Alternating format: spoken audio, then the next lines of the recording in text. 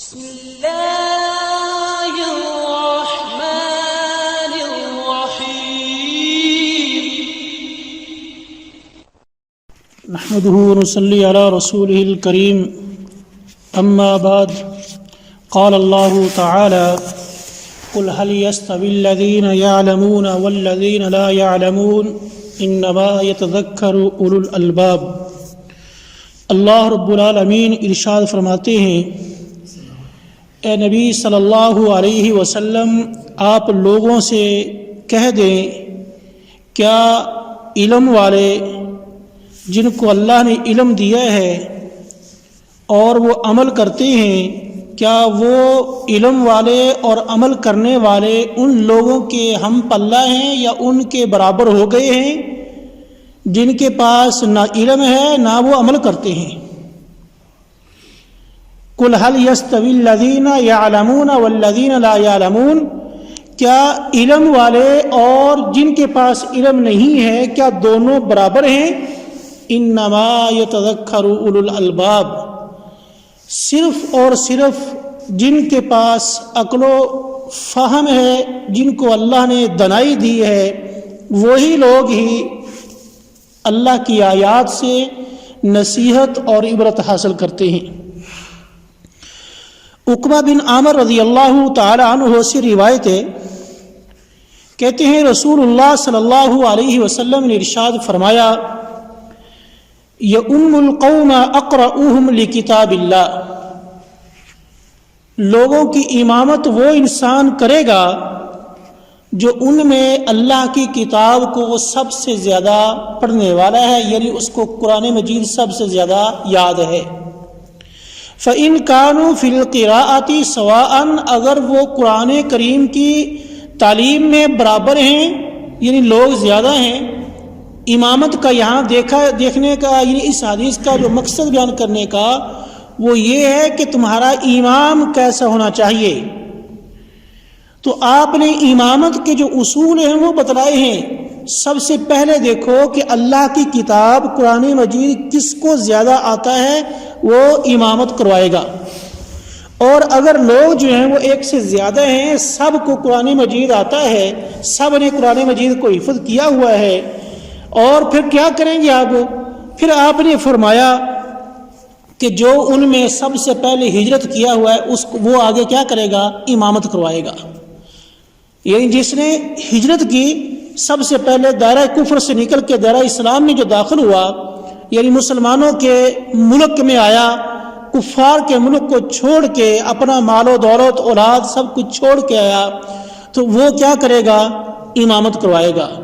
شرط یہ ہے کہ اس کے ساتھ ساتھ اس کو قرآن بھی آتا ہو، اور اگر ہجرت میں بھی سب برابر ہیں، وہ بھی مہاجر ہے یہ بھی مہاجر ہے، اس کے پاس بھی قرآن مجید اس نے بھی یاد کیا ہوا ہے، اس کو بھی یاد ہے، تو پھر کیا کریں گے؟ پھر آپ نے فرمایا کہ جو ان میں سب سے زیادہ بڑا ہے عمر کے لحاظ سے وہ کیا کرے گا؟ امامت کروائے گا۔ کیونکہ آج کا جو درس ہے وہ ہے علماء اور بزرگوں کا احترام کرنا، اور ان کو باقیوں کی بنسبت، یعنی جن کو پاس علم ہے، جو اللہ کے نیک بندے ہیں، ان کو جن کے پاس علم نہیں ہے ان سے فوقیت دینا، ان کی بات کو آگے مقدم کرنا، ان کی بات کو اہمیت دینا اور ان کی عزت و تکریم کرنا۔ تو یہاں بھی اس حدیث کے اندر بھی یہی بیان کیا گیا کہ جس کے پاس علم زیادہ ہے وہ کیا کرے گا؟ تمہارا امام ہوگا۔ علم میں برابر ہیں تو پھر ہجرت میں جو اس سب سے پہلے جس نے ہجرت کیا ہے اور ہجرت میں بھی سب برابر ہیں، تو پھر جو عمر میں سب سے بڑا ہے وہ کیا کرے گا؟ امامت کروائے گا۔ آگے نبی صلی اللہ علیہ وسلم نے ایک دو باتیں اور بیان کی ہیں۔ آپ نے فرمایا وَلَا يَؤُمُّنَّ الرَّجُلُ، کہ کوئی آدمی کسی کی بادشاہت، یہ سلطنت کہتے ہیں کہ یعنی ایک تو امیر کی ہوتی ہے، یہاں یہ ہے کہ جہاں جس جگہ پہ کوئی امام مقرر ہے اس امام کی جگہ پہ کوئی دوسرا انسان آ کے امامت نہ کروائے۔ اور اسی طرح فرمایا وَلَا يَقْعُدُ فِي بَيْتِهِ عَلَى تَكْرُمَتِهِ إِلَّا بِإِذْنِهِ، اس کے گھر میں جو اس کی عزت والی جگہ، اس کی خاص جو جگہ ہے اس پہ کوئی انسان اس کی اجازت کے بغیر نہ بیٹھے۔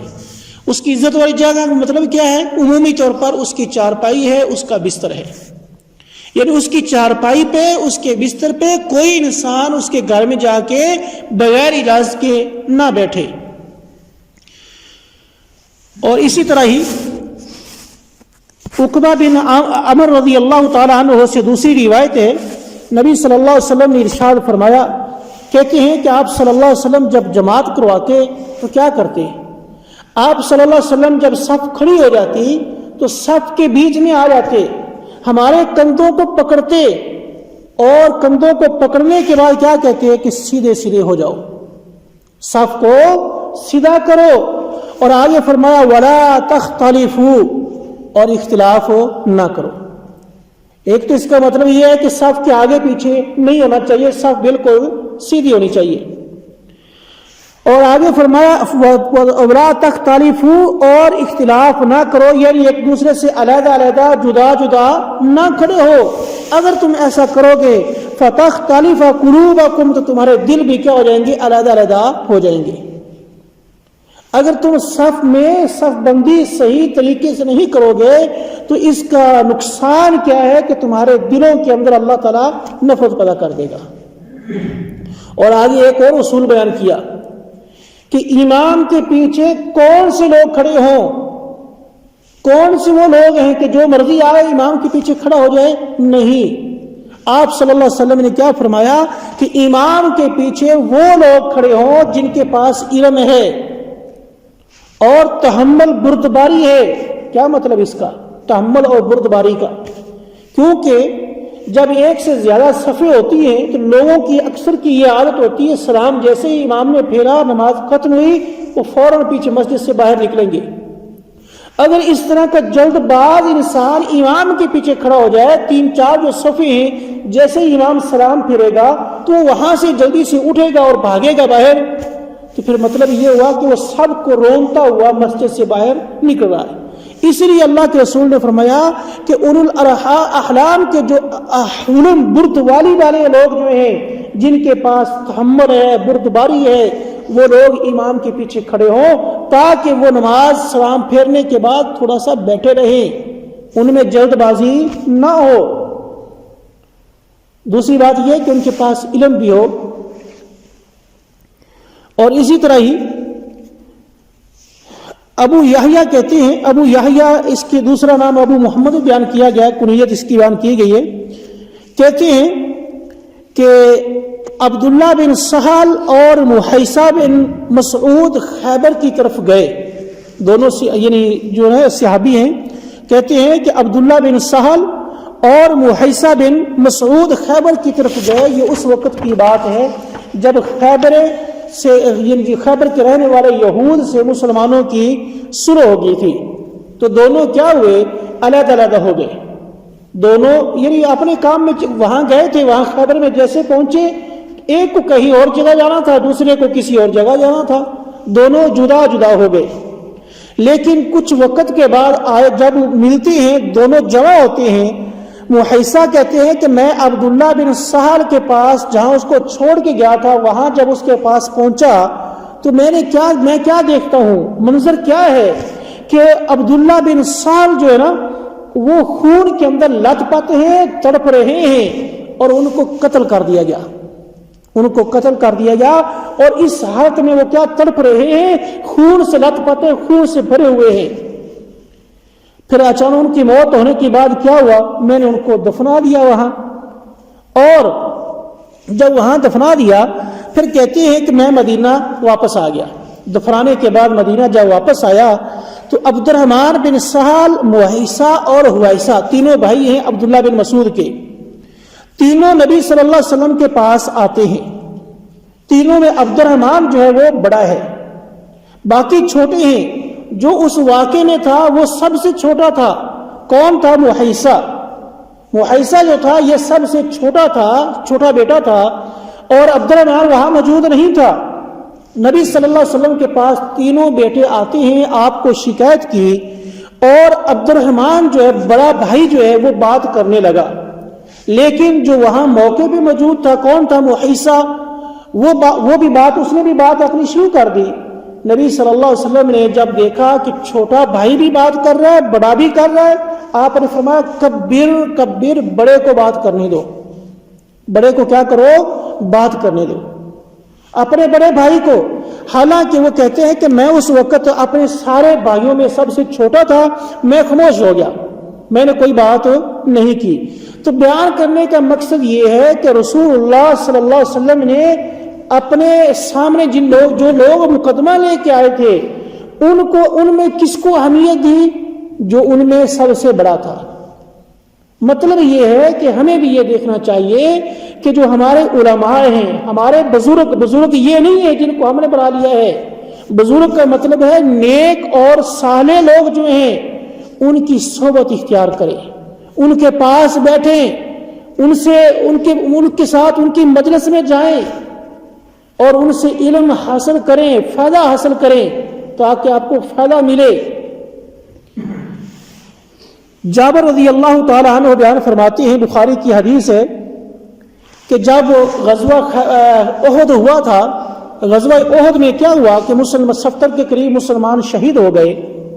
جب جنگ ختم ہوئی تو مسلمان جو شہید تھے، جو شہدائے احد تھے، ان کو دفن کرنے کا وقت ہوا. رسول اللہ صلی اللہ علیہ وسلم جب ان کو دفن کرنے لگے، کیونکہ آپ جانتے ہیں کہ وہاں ایک پہاڑی علاقہ، پتھریلی زمین ہے اور قبر کھودنا بہت مشکل ہے، پہاڑ کو، پتھر کو نیچے سے کھودنا بہت مشکل ہے.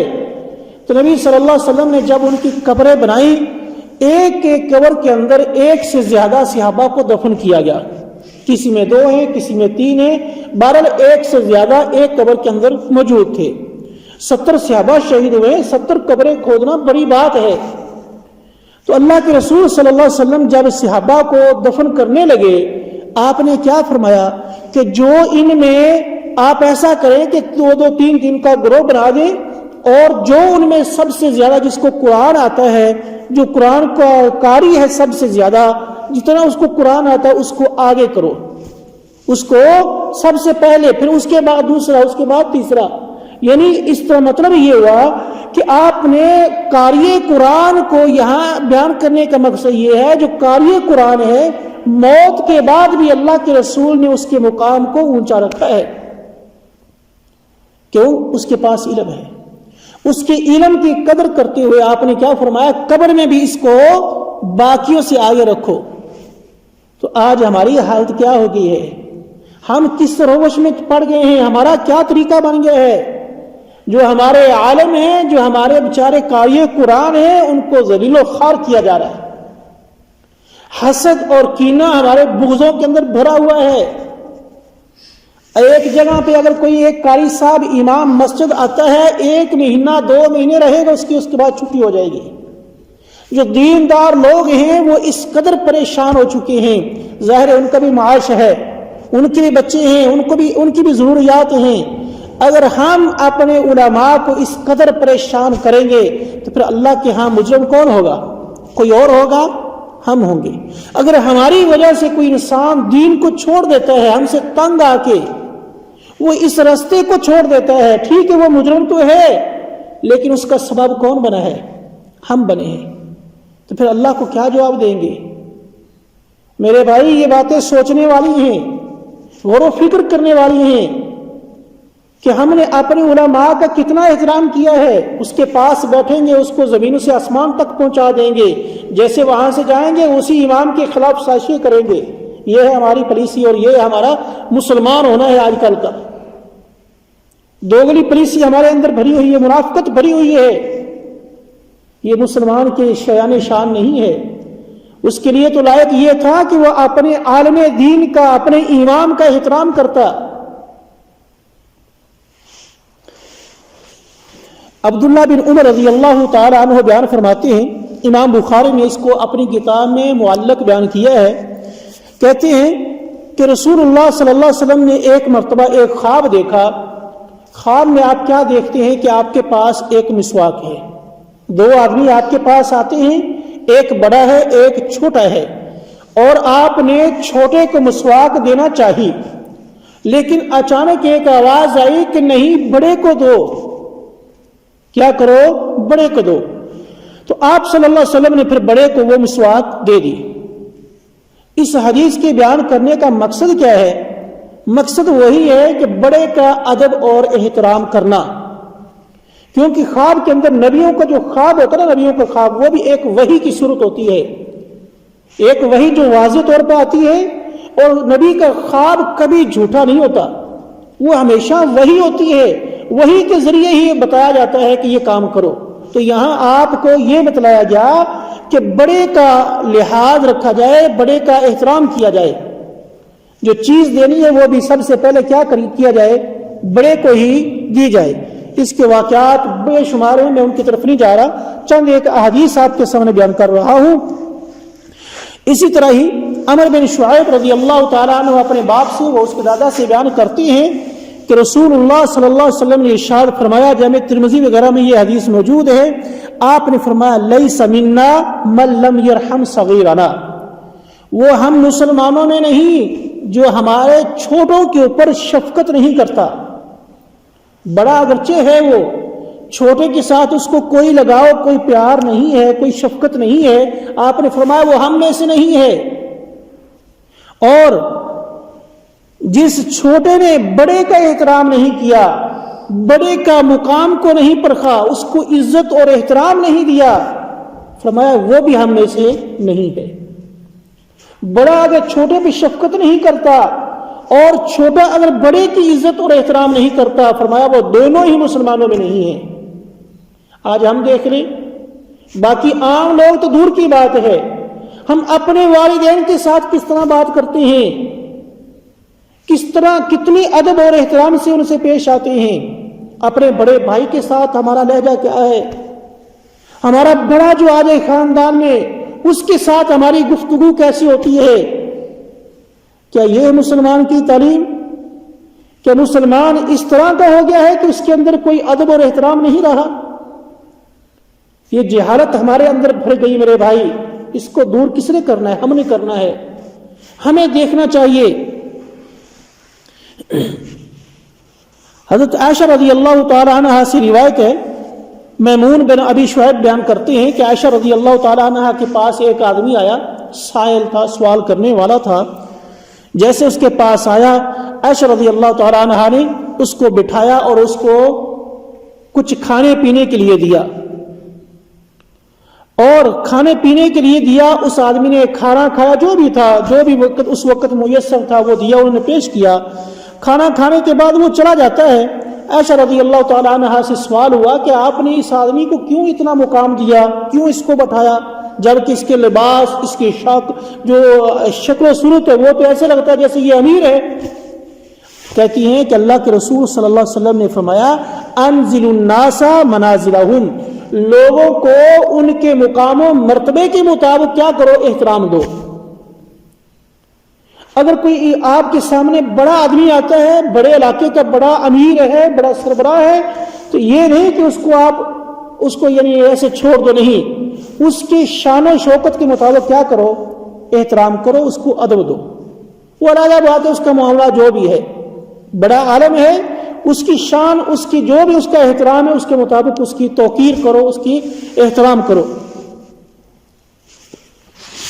عبداللہ بن عباس رضی اللہ تعالیٰ عنہما بیان فرماتے ہیں کہ عیینہ بن حصن اپنے بھتیجے کے پاس آیا، حر بن قیس کے پاس آتا ہے، جبکہ حر بن قیس جو ہے یہ حضرت عمر فاروق رضی اللہ تعالیٰ عنہ کا ایک خاص آدمی تھا، جو شورا تھی نا ان کی شورا، اس میں تھے یہ حر بن قیس۔ ان کے چچا ان کے پاس آتے ہیں کسی کام کی غرض سے، اور بھتیجا جو ہے وہ عمر رضی اللہ تعالیٰ عنہ کی شورا کا ایک آدمی ہے، اور عمر رضی اللہ تعالیٰ عنہ اپنے قریب ان لوگوں کو رکھتے تھے، یعنی اپنی شورا میں جو قاری قرآن ہوتا تھا، جس کے پاس علم زیادہ ہوتا تھا، چاہے وہ چھوٹا ہے یا بڑا ہے، اس کی کوئی پرواہ نہیں، علم کے لحاظ سے وہ کیا کرتے؟ اپنے قریب جو ان کے مشورے دینے مشیر اور ان کے جو بھی ہیں اس طرح کے لوگ، وہ عالم دین ہوتے تھے، سب سے زیادہ علم ان کے پاس ہوتا تھا۔ تو یہ اپنے بھتیجے کے پاس آتے ہیں اور فرمائش کی کہ میں عمر رضی اللہ تعالیٰ عنہ سے ملاقات کرنا چاہتا ہوں۔ بھتیجے نے عمر رضی اللہ تعالیٰ عنہ سے اجازت لی، اور جیسے ہی چاچا حضرت عمر رضی اللہ تعالیٰ عنہ کے پاس جاتا ہے، آگے سے جا کے پتہ نہیں ان کے دل میں کتنا وبال تھا، کتنا غصہ بھرا ہوا تھا، کتنے وقت کا بھرا ہوا تھا، جا کے کیا کہتے ہیں، اللہ کی قسم اٹھا کے کہتے ہیں فواللہ ما تؤتینا الجزل، اے عمر اللہ کی قسم تو ہمیں زیادہ جزیہ نہیں دیتا، زیادہ جو مال ہے صدقہ جو ہے وہ نہیں دیتا، بالکل معمولی سے تو دیتا ہے۔ آگے ایک اور بات کر دی، کیا ولا تحکم فینا بالعدل، کہ اے عمر اور نہ ہی تو ہمارے درمیان انصاف سے کام لیتا ہے، یعنی فیصلہ بھی انصاف سے نہیں کرتا۔ دونوں باتیں بڑی بات ہے، یعنی کیا، ایک یہ کہتا ہے کہ ہمیں جو صدقہ خیرات صدقے کے جو مال ہے وہ زیادہ نہیں دیتا، دوسرا یہ الزام لگایا کہ تو ہمارے درمیان عدل نہیں کرتا، انصاف نہیں کرتا۔ دونوں الزام تراشی ہیں۔ امیر المومنین نے جیسے ہی سنی اس کی بات کو بڑے غصے میں آئے، قریب تھا کہ اس انسان کو قتل کر دیا جاتا، قریب تھا۔ بھتیجا پاس بیٹھا تھا، کہتا ہے کہ اے امیر المومنین، اللہ رب العالمین نے اپنے نبی سے مخاطب ہوتے ہوئے کیا فرمایا تھا، خذ العفو وامر بالعرف واعرض عن الجاہلین، اے نبی صلی اللہ علیہ وسلم اگر تیرے ساتھ کوئی جہل یہ نادان لوگوں میں سے کوئی آ جائے، کم علم والا کوئی آ جائے، آپ سے اگر بدتمیزی کرے تو کیا کرو، خذ العفو، اس کو معاف کر دو، کیا کرو، اس کو معاف کر دو، وامر بالعرف، اور اس کو اچھائی کا حکم دو، نیکی کا حکم دو، اور جو جاہل لوگ ہیں جن کو کسی بات کا پتہ ہی نہیں، ان سے اعراض کر لو، ان سے علیحدہ ہو جاؤ، اعراض کر لو۔ عمر رضی اللہ تعالیٰ عنہ جیسے ہی قرآن مجید کی یہ آیت سنی فوراً روک گئے، اس کو کوئی سزا نہیں دی۔ بھتیجا کہتا ہے امیر المومنین یہ تو جاہل ہے جو آپ سے اس طرح کی بات کر رہا ہے، اس کو علم ہی نہیں، آپ اس کو معاف کر دو، درگزر کرو۔ تو بہرحال عمر رضی اللہ تعالیٰ عنہ کی ایک خاصیت تھی، جیسے ہی قرآن مجید کی تلاوت ان کے سامنے کی جاتی وہ فوراً رک جاتے اور اس پہ عمل کرتے۔ آج ہماری صورتحال کیا ہے، ہمارے اسلاف کس طرح کی زندگی گزار کے گئے ہیں اور آج ہم کس طرح گزار رہے ہیں، ہماری مکمل ان کے مخالف زندگی گزر رہی ہے۔ ہم جیسے قرآن کی آیت ہمیں روکتی ہے ہم وہ کام کرتے ہیں، جہاں کرنے کو حکم ہے وہ ہم نہیں کرتے، مکمل مخالفت ہم کر رہے ہیں۔ اپنے آپ کو بڑا پکا سچا مسلمان کہتے ہیں، کیا یہ مسلمان ہے جو شریعت کی مخالفت کرے؟ ابو سعید سمرہ بنت جندب رضی اللہ تعالیٰ عنہ بیان کرتے ہیں، بخاری مسلم کی روایت ہے، کہتے ہیں کہ رسول اللہ صلی اللہ علیہ وسلم کے زمانہ میں ایک چھوٹا بچہ تھا، میری عمر بالکل چھوٹی تھی، بچپن میں تھا، اور اللہ کے رسول صلی اللہ علیہ وسلم سے میں نے بہت سی احادیث سنی اور ان کو یاد کیا، بہت سی احادیث سننے کے بعد میں نے ان کو یاد کیا، تو پھر میں ان کو بیان نہیں کرتا تھا، کیوں؟ اس لیے کہ جہاں میں رہتا تھا وہاں لوگ جو تھے وہ مجھ سے بڑے تھے اور ان کا احترام میں نے وہ بات نہیں کی۔ سیم اسی طرح کا ایک واقعہ حضرت عبداللہ بن عمر کے ساتھ بھی آیا تھا، نبی صلی اللہ علیہ وسلم کے سامنے ایک کھجور کا گوشہ پیش کیا گیا، کھجور کا تحفہ لایا گیا، نیا پھل تھا، اللہ کے رسول نے جیسے دیکھا وہ سوال کر دیا صحابہ سے کہ جی ایسا دنیا میں کون سا درخت ہے جس کا سال بھر پتا نہیں گرتا؟ صحابہ سوچنے لگے کہ ایسا کون سا درخت ہو سکتا ہے؟ عبداللہ کہتے ہیں کہ میرے ذہن میں فوراً یہ جواب آ گیا کہ وہ کھجور کا درخت ہے جس کا پتا گرتا ہی نہیں، لیکن میں نے جواب نہیں دیا، کیوں؟ کیونکہ اس مجلس میں بڑے بڑے شیخ بیٹھے تھے، ابو بکر بیٹھے تھے، عمر بیٹھے تھے، علی تھے، عثمان تھے، دیگر صحابہ تھے، ان کے حیا کی بنا پہ میں نے ان کے سامنے جواب نہیں دیا۔ یعنی اللہ کا جواب آتا ہے، کوئی اتنی بڑی بات نہیں تھی، لیکن پھر بھی ان کا احترام یہ تھا کہ ان کے سامنے میں نے بولنا گوارا نہیں کیا۔ آج ہمارے بڑے جیسے مرضی بیٹھے، ہمیں ان کی کوئی پرواہ نہیں ہے، ان کا کوئی احترام، کوئی عزت نہیں، بس اپنی مرضی کریں گے جیسے کر رہے ہیں۔ میرے بھائی یہ ہمیں سوچنا چاہیے، اگر ہم اپنے بڑوں کا احترام نہیں کریں گے یقیناً کل یہ وقت ہمارے اوپر بھی آنے والا ہے، پھر ہم کیسے خیر کی توقع رکھ سکتے ہیں دوسرے سے کہ وہ ہمارا احترام کرے؟ اگر آج ہم احترام کریں گے تو ہو سکتا ہے اللہ ایسا کوئی پیدا کرے جو کل ہمارا بھی احترام کرے. اگر آج ہم کسی سے بے احترامی سے اس کو کوئی احترام نہیں دے رہے، اس کی عزت کو اچھال رہے ہیں، اس کو ذلیل کر رہے ہیں، اور اپنے لیے کیسے توقع خیر کے رکھیں گے کہ میرے ساتھ اچھا معاملہ پیش کیا جائے؟ نہیں میرے بھائی، ہمیں سوچنا چاہیے، اپنے اعمال کو دیکھنا چاہیے، اپنے قول و فعل کو دیکھنا چاہیے کہ میں کیسی زندگی گزار رہا ہوں، میرا طرز عمل کیسا ہے، میں کیا بچوں کے ساتھ، چھوٹوں کے ساتھ شفقت سے پیش آتا ہوں یا ان کے اوپر سختی کرتا ہوں بلا وجہ سختی؟ کیا میں بڑوں کا احترام کر رہا ہوں یا نہیں؟ کتنی میں نے احادیث بیان کی ہیں، ساری احادیث کے اندر آج کا درس بھی یہی تھا کہ اپنے بڑوں کا احترام کرو، اپنے علماء کی عزت کرو، دیندار لوگوں کو ان کو فوقیت اور ان کو مقام و مرتبہ دو. اللہ تعالیٰ سے دعا ہے اللہ رب العالمین قرآن و سنت کے مطابق عمل کرنے کی توفیق عطا فرمائے. آخر دعوانا الحمدللہ رب العالمین.